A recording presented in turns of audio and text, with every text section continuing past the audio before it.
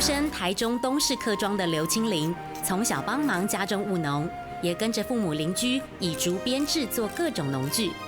曾几何时，这些身影逐渐消失，但挥之不去的是对竹编的情感。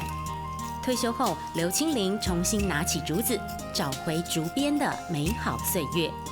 想一想说，我们之前的竹做这个竹编的工具还有，那我们去试试做做看。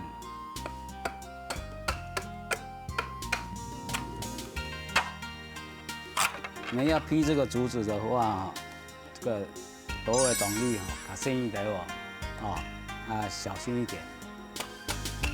将竹子剖成宽窄厚薄一致，考验竹编师傅的基本功。这个制作斗笠的木头模型，在刘清玲家中一放就是好几代。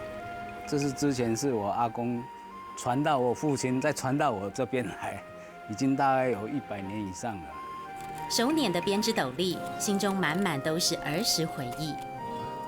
从小时候就是这样，就是这个就是产业，都是农忙的时候都是要带这个出去外面晒太阳，都是会带斗笠出去。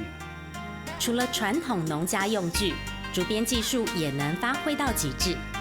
用什么样的编法可以把它这个做成这样的东西？就是要先构想一下。以自然为灵感，所见到的事物都能成为竹编的题材。满屋子作品展现竹编无限创意，但更多的是客庄独特的质朴美感。上课喽！都会懂哩，都会懂哩，都会懂哩。